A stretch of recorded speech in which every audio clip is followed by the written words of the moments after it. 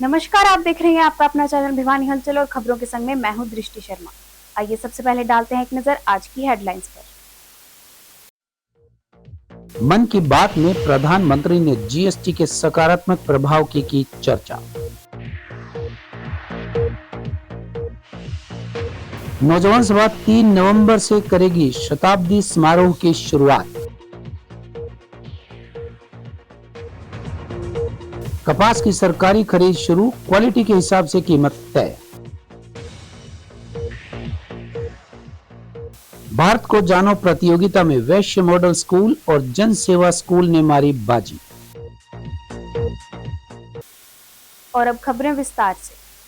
प्रधानमंत्री नरेंद्र मोदी के मन की बात कार्यक्रम के 127वें संस्करण को भाजपा प्रदेशाध्यक्ष मोहनलाल बडोली और प्रदेश प्रभारी सतीश पुनिया ने आमजन, विधायकों और सांसद धर्मवीर सिंह के साथ मिलकर सुना।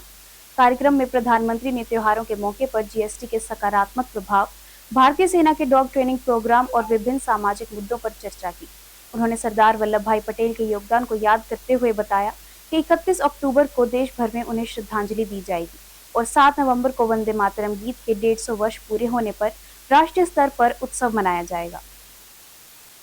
भिवानी में भाजपा प्रदेश अध्यक्ष मोहनलाल बडोली व भाजपा प्रदेश प्रभारी सतीश पूनिया ने आम जन के साथ बैठकर सुना। भाजपा प्रदेश अध्यक्ष ने कहा कि प्रधानमंत्री नरेंद्र मोदी द्वारा 127वें संस्करण में देश के आम जन से विभिन्न पहलुओं पर प्रधानमंत्री ने मन की बात कही। उन्होंने त्योहारों के अवसर पर जीएसटी के सकारात्मक प्रभाव का भी जिक्र किया तथा खरीदारी की बढ़ोतरी की बात कही।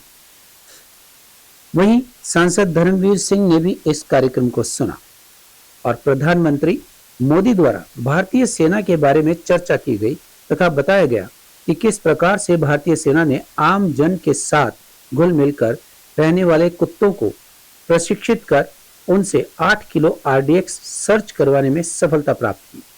वहीं उन्होंने यह भी कहा कि 31 अक्टूबर को सरदार वल्लभ भाई पटेल को याद किया जाएगा। उन्होंने 575 रियासतों को एकत्रित कर राष्ट्रीय एकता व अखंडता के लिए कार्य किया था। वहीं भाजपा प्रदेश अध्यक्ष ने कहा कि 7 नवंबर को वंदे मातरम का जो संगीत तैयार किया गया था उसको पूरे 150 वर्ष पूरे होंगे। इस उत्सव को राष्ट्रीय स्तर पर मनाया जाएगा। खुला गार्डन भिवानी के अंदर लोकप्रिय प्रधानमंत्री नरेंद्र मोदी जी की जो 127वीं मन की बात सभी यहाँ के लोगों के साथ बैठकर सुनी है और प्रधानमंत्री जी ने आज विस्तार से बहुत सारे विषयों पर चर्चा की है। छठ मैया की सभी को बधाई, शुभकामना दी है। सभी त्योहार जो अब की बार दीपावली का उत्सव रहा है और जीएसटी का उसमें असर दिखाई दिया है। जीएसटी के कारण से अब की बार बहुत सारे ऐसे क्षेत्रों में भी दीपावली का उत्सव रहा जो माओवादी आतंकवाद के प्रभाव के कारण से वहाँ वो दीपावली का उत्सव नहीं मना पाते थे। और प्रधानमंत्री जी ने आज बहुत सारे ऐसे विषय जो हमारी सेना के द्वारा जो भारत के डॉग को प्रशिक्षण करते हुए किस प्रकार से वो अच्छे सेना के काम आ सकते हैं उसका भी उदाहरण दिया है कि 8 किलो आरडीएक्स उन्होंने बरामद किया। और देश के प्रधानमंत्री नरेंद्र मोदी जी ने जहां आज बहुत सारे विषयों पर चर्चा की है वहां ऐसे ऐसे जो अपने देश में बहुत सारे लोगों को पता नहीं है कि 31 तारीख को सरदार वल्लभ भाई पटेल जी ने इस देश को और 562 रियासतों को जोड़ते हुए लौह पुरुष के रूप में जो हम मानते हैं उनका भी 31 को रन फॉर यूनिटी के माध्यम से पूरे देश में प्रोग्राम रहेंगे। और विस्तार से जो चर्चा की है उन सब की जानकारी सबको मिली है। बहुत अच्छा 127वीं मन की बात में अनेक मुद्दों को प्रधानमंत्री जी ने आज शेयर किया है। जो वंदे मातरम जो हमारा आज़ादी से पहले जो वंदे मातरम का संगीत तैयार हुआ था और उस वंदे मातरम का नाम लेके बहुत सारे लोगों ने आज़ादी में जो अपना योगदान दिया है उसका भी 150वां उत्सव जो है 7 नवंबर को हम मनाने वाले हैं उसकी भी चर्चा आज प्रधानमंत्री जी ने की। पंडित जी, राष्ट्रीय अध्यक्ष का चुनाव कब तक होगा? हरियाणा में प्रदेश अध्यक्ष का चुनाव कब तक होगा? ये अभी इस प्रकार का जो चुनाव का है, वो जैसे ही ऊपर से केंद्र से शेड्यूल जारी होगा, और आज आप सबको पता है बिहार में चुनाव चल रहे हैं, और जब जैसा भी अनुकूल सा वातावरण बनेगा उसी टाइम ये सारी चुनाव की प्रक्रिया पूरी होगी। क्या हरियाणा में सीएम से ऊपर भी सुपर सीएम है, जो खुद मुख्यमंत्री को सफाई देनी पड़ती है कि मैं कभी नहीं? ये बहुत सारे लोग, सोशल मीडिया एक ऐसा माध्यम बन गया है, कोई भी कुछ भी बोलता है, झूठ को फैलाया जाता है, और झूठ के माध्यम आपके पत्रकारों ने भी उसमें लिखा भी है। बहुत सारे लोग ऐसे अनाप शनाप बयानबाजी करते हैं और वो किसी के बारे में कुछ भी कह देते हैं, झूठ बोलते हैं और झूठ का प्रचार करते हैं। सर, हरियाणा प्रदेश में सीईटी एग्जाम को लेकर एक आगाज है, मेरे नजर आ जाएगा। स्टेट एग्जाम इंतजार कर रहे हैं बेरोजगार, से क्या कहेंगे? और बेरोजगारों को रोजगार देने की हमारी सरकार की प्राथमिकता है, और बेरोजगारों को रोजगार पारदर्शी तरीके से दिया भी है, और सीए टेट का जो पेपर है वो 3 साल के लिए वैलिड होगा, वो भी एक व्यवस्था की है, और जो भी छोटी मोटी देरी हुई है उसको भी जल्दी दूर करने वाले। भिवानी के शहीद भगत सिंह स्मारक में चल रहे भारत की जनवादी नौजवान सभा DYFY के 2 दिवसीय प्रशिक्षण शिविर का सफलतापूर्वक समापन हुआ, जिसमें पहचान की राजनीति के ज्वलंत विषय पर गहन मंथन किया गया। शिविर में उपस्थित युवाओं ने इस महत्वपूर्ण मुद्दे के विभिन्न पहलुओं पर विस्तार से चर्चा की, जिससे भविष्य की रणनीति तैयार करने में मदद मिलेगी। अखिल भारतीय किसान सभा के राष्ट्रीय उपाध्यक्ष डॉक्टर इंद्रजीत सिंह ने युवाओं को मार्गदर्शन किया और समानता व भाईचारे के मूल्यों को अपनाने पर जोर दिया। शहीद भगत सिंह स्मारक भवन में चल रहे भारत की जनवादी नौजवान सभा के 2 दिवसीय प्रशिक्षण शिविर में विभिन्न पहलुओं पर विस्तार से चर्चा की गई। इस अवसर पर अखिल भारतीय किसान सभा के राष्ट्रीय उपाध्यक्ष डॉक्टर इंद्रजीत सिंह ने पहचान की राजनीति को समझने और उसका मुकाबला करने की आवश्यकता पर बल दिया, ताकि समाज में सभी लोगों के बीच समानता और भाईचारा स्थापित हो। सभा के राज्य प्रधान मुकेश दुर्जनपुर और राज्य सचिव नरेश दनोदा ने संयुक्त रूप से कहा कि यह वर्ष शहीद भगत सिंह और उनके साथियों द्वारा युवाओं को आज़ादी के आंदोलन में उतरने के लिए गठित नौजवान भारत सभा का शताब्दी वर्ष है। DYFI राज्य कमेटी द्वारा प्रदेश में नौजवान भारत सभा का शताब्दी समारोह बेहद भव्य और उत्साहपूर्ण तरीके से मनाया जाएगा। उन्होंने बताया कि इस फेस्टिवल का उद्देश्य युवाओं को एक मंच प्रदान करना है, जहां से अपनी रचनात्मकता, ऊर्जा और विचारों का प्रदर्शन कर सकें और शहीदों की कुर्बानी एवं संघर्ष से प्रेरणा भी ले सकें। वहीं शताब्दी समारोह की शुरुआत आगामी 3 नवंबर को DYFI की स्थापना दिवस के अवसर पर महान शहीद करतार सिंह सराभा के गांव से की जाएगी। बेरोजगारी है, जो गैर बराबरी है, जो हिंसा है, जो देश के अंदर बदअमनी जिस तरीके से चल रही है, उसके खिलाफ जिस एकता की जरूरत है बनाने की, उस एकता के ऊपर निशाना है ये पहचान की राजनीति के रूप में जो नारे दिए जाते हैं, वो जाति से संबंधित भी है, वो हिंदू मुस्लिम से संबंधित भी। इस प्रकार का एक वातावरण पैदा किया जा रहा है कि किसान को किसान से लड़ा दो, मजदूर को मजदूर से लड़ा दो, ताकि एक जाति का मजदूर या एक जाति का किसान दूसरे बिरादरियों और दूसरे समुदाय से आने वाले किसान और मजदूरों के साथ एकता करके ये जो कारपोरेट की लूट है आज, उसके खिलाफ आंदोलन को कमजोर किया जा सके। ये रणनीति वास्तव में उनकी इस विषय के ऊपर आज विस्तार से ये बातचीत हुई, जिसके ऊपर मैंने ये विषय साथियों के समक्ष रखा। और ये जो भारत की जनवादी नौजवान सभा है, ये देश में और हरियाणा में जो आप ये लगा सकते हो कि जो नौजवान भारत सभा थी, जो भगत सिंह और उनके साथियों ने बनाई थी, उसके 100 साल अब पूरे होने जा रहे हैं। तो उस दिशा में आजादी के बाद भी ये जो इनका जो कार्यक्रम है, वो देश के अंदर एक खुशहाली लाने का और अच्छा परिवर्तन करने का, जिसमें समानता और समता मूलक समाज हो, और हमारे देश और दुनिया में आज जितने भी आधुनिक संसाधन पैदा हुए हैं उनका उपयोग लोगों की बेहतरी के लिए हो। और उसमें सबसे बड़ी समस्या ये बेरोजगारी की है, जो भगत सिंह ने भी ये कहा था कि अगर मान लो केवल राज करने वालों की चमड़ी का रंग बदलता है तो फिर से आजादी लानी पड़ेगी। और ये आज सरमाएदारी जिस तरीके से हमारे देश में उसने जो बदहाली पैदा की है, उसने उस बात को प्रमाणित किया है।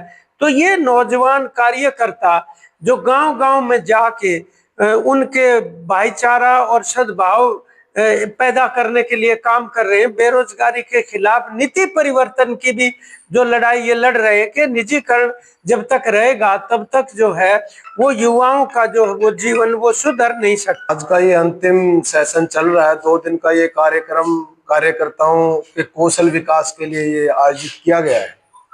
अभी आने वाले टाइम पे, क्योंकि ये DYFI का एक सेलिब्रेशन का साल है, नौजवान भारत सभा जिस विरासत को लेके भारत की जनवादी नौजवान सभा काम कर रही है, शहीदों की, भगत सिंह की विचारधारा को जन जन तक पहुंचाने के लिए जो संकल्पित 1980 से ही हमारा संगठन है, तो ये 3 तारीख को भारत की जनवादी नौजवान सभा का स्थापना का साल है।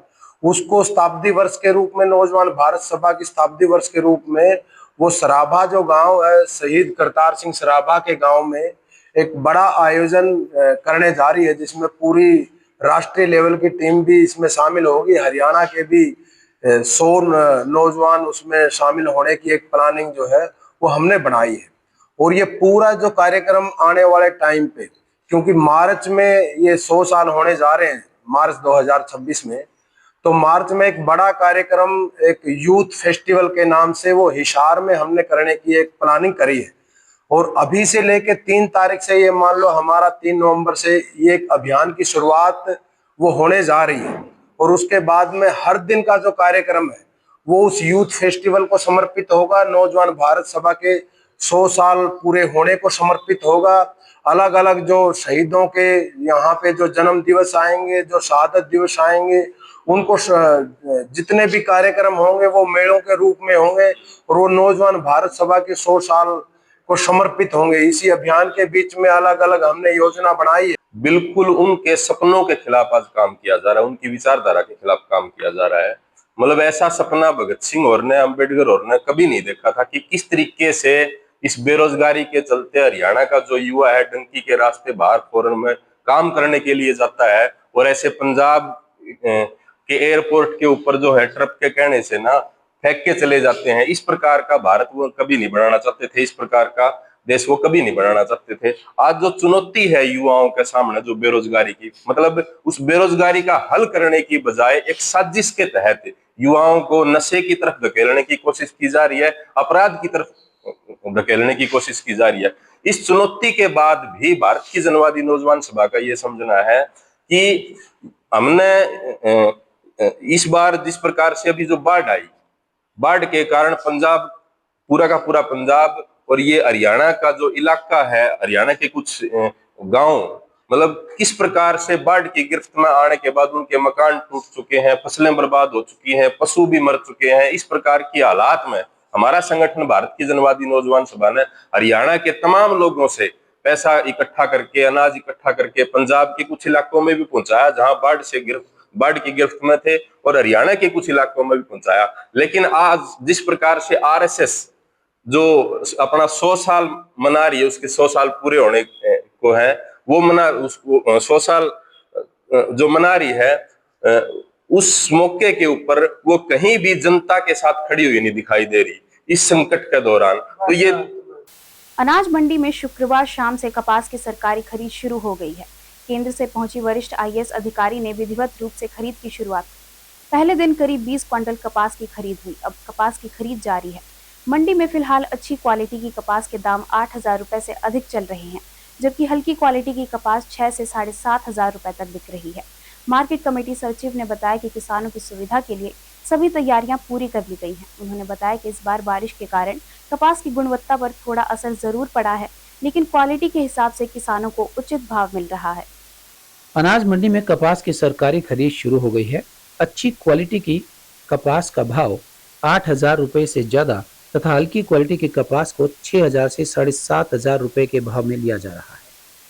मार्केट कमेटी के सचिव ने बताया कि अनाज मंडी में कपास की खरीद की सारी तैयारियां पूरी हैं। किसानों को कपास बेचने में किसी तरह की कोई परेशानी नहीं हो रही। फिलहाल कपास की क्वालिटी के हिसाब से भाव तय हो रहे हैं। बढ़िया क्वालिटी की कपास के अच्छे भाव भी मिल रहे हैं। अनाज मंडी प्रधान भोरू बंसल ने बताया कि सरकार ने सही समय पर सही निर्णय लिया है। फिलहाल किसानों की कपास की फसल सरकारी कीमत पर खरीदे जाने की जरूरत थी। अब सरकार ने कपास की सरकारी खरीद शुरू करवाकर बेहतरीन कार्य कर दिया। अच्छी क्वालिटी की कपास की किसानों को अच्छी कीमत मिल रही है। थोड़ी सी हल्की क्वालिटी का थोड़ा सा कम भाव मिल रहा है, लेकिन सरकार के इस फैसले से किसान और आड़ती बेहद खुश हैं। बढ़िया 7,000 तक कपास लेके आए। ये कपास लेके आए हम गाँव जाटुल्लू वाली से। कपास की कल ऊपर से अधिकारियों ने आके कल कपास की 8110 रुपए में सरकारी खरीद शुरू करवा दी गई है। इसमें किसानों का बड़ा भारी फायदा का काम है। मतलब सरकार ने ये बहुत बड़ा भारी सराहनीय काम किया है। मतलब सरकार का तो भाव 8,110 रुपए है और यहाँ मंडी में नीचे में 6,000, ऊपर में 7,7200। जैसे क्वालिटी है ना, क्वालिटी के हिसाब से बिक रही है। अब की बार क्वालिटी काफी डाउन है क्योंकि बारिश की इतनी मार थी, उससे क्वालिटी ज्यादा खराब होने के कारण मतलब गवर्नमेंट भी लेट आई, लेकिन सरकार ने ये बहुत बढ़िया सराहनीय काम कर दिया कि मतलब किसानों को 8110 रुपए कपास का अच्छा भाव मिलेगा। कल से शुक्रवार से जो वित्त मंत्रालय की सीनियर IAS नीलम राव जी आई थी, वो उन्होंने वस्त्र मंत्रालय से थी वो, तो उन्होंने कल से कपास की खरीद स्टार्ट करवा दी। कल CCI ने 20 क्विंटल कपास खरीदी है। 2 ही किसान आए हुए थे, उनकी कपास खरीद ली गई। उसके अलावा मंडी में जो कपास है उसकी रेगुलर खरीदारी हो रही है। वो आड़तियों ने जो रजिस्ट्रेशन नहीं करा रखा या जिनकी स्टेपल लेंथ कम आ रही है, उनके CCI के नॉर्म के अनुसार से वो मंडी में कपास बेच रहे हैं। और उसके अलावा जिसकी लेंथ ठीक है और गवर्नमेंट के लगाने लायक है, उसकी गवर्नमेंट ने भी कल से स्टार्ट कर दी। गवर्नमेंट का जो भाव है 1710 से 8,000 तक है। तो जो भी उसके गवर्नमेंट के नॉर्म के अनुसार होगी वो कपास खरीदी जाएगी। प्राइवेट में जो कपास है वो लगभग मंडी में 6,000 से 7,000 के आसपास बिक रही है। तो बारिश की वजह से काफ़ी कपास की जो क्वालिटी है वो काफ़ी खराब आ रही है। जो क्वालिटी ठीक है उसको CCI ले रही है और जिसकी क्वालिटी में थोड़ा वो डिफरेंस है वो मंडी में बेची जा रही है। नहीं, फिर भी किसी किसान को कोई परेशानी है तो हमारा दफ्तर है मार्केट कमेटी का, यहाँ आकर अपनी परेशानी बता सकता है। उसके अलावा जिस भी किसान की कोई भी चीज आती है उसको तत्परता से दिखवाने का कार्य किया जाता है। भारत विकास परिषद शाखा भिवानी द्वारा भारत को जानो प्रश्न मंच प्रतियोगिता का आयोजन हलवासिया स्कूल में बड़े ही उत्साहपूर्वक किया गया। कार्यक्रम की शुरुआत मां भारती व स्वामी विवेकानंद जी के चित्र के समक्ष दीप प्रज्वलित कर और वंदे मातरम गीत के साथ हुई। मुख्य अतिथि के रूप में प्रमुख समाज सेवी प्रेम प्रकाश अग्रवाल, विशिष्ट अतिथि सुनीता आहूजा और महंत अशोक गिरी जी महाराज विशेष रूप से उपस्थित रहे। उन्होंने कहा कि भारत को जानो प्रतियोगिता परिषद का एक स्थायी प्रकल्प है जो भारत विकास परिषद के संस्कार सूत्र का एक भाग है। भारत विकास परिषद शाखा भिवानी द्वारा भारत को जानो प्रतियोगिता का आयोजन हलवासिया विद्या विहार स्कूल के सभागार में किया गया। भारत को जानो स्कूल स्तर पर लिखित प्रतियोगिता में 21 विद्यालयों के 3,650 विद्यार्थियों ने भाग लिया। स्कूलों से चयनित कनिष्ठ व वरिष्ठ वर्ग की टीमों ने प्रश्न मंच प्रतियोगिता में भाग लिया। इस प्रतियोगिता में वैश्य मॉडल स्कूल की वरिष्ठ वर्ग की टीम ने प्रथम स्थान, जन सेवा स्कूल की टीम ने द्वितीय स्थान प्राप्त किया। वहीं कनिष्ठ वर्ग में जन सेवा स्कूल की टीम ने प्रथम स्थान तथा वैश्य मॉडल स्कूल की टीम ने द्वितीय स्थान प्राप्त किया। चयनित टीम प्रांतीय स्तर पर आयोजित प्रतियोगिता में भाग लेंगे। इस अवसर पर अनेक गणमान्य व्यक्ति उपस्थित रहे।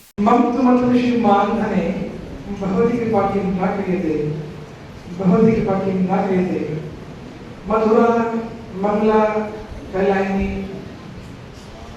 पुण्य प्रदेश, आर्यवन अंतर्गत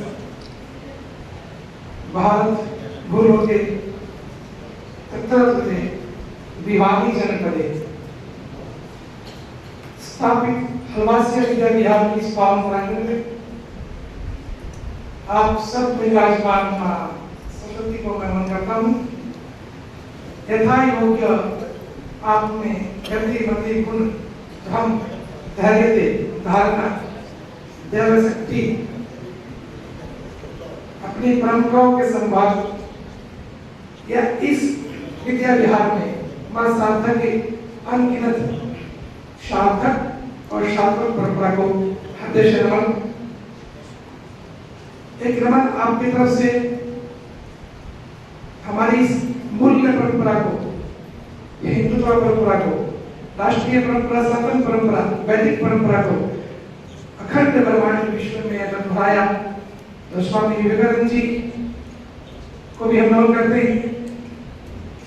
और भारत विकास में संस्कार, संस्कृति, समर्पण, सहयोग, समरसता, भारत अर्थात पूरे विश्व का ऐसा सूर्य जिसके प्रकाश से सभी जड़ मूल आदि व्याधियां उत्पन्न होती हैं और नष्ट हो जाती है, जो व्याधियां होती हैं।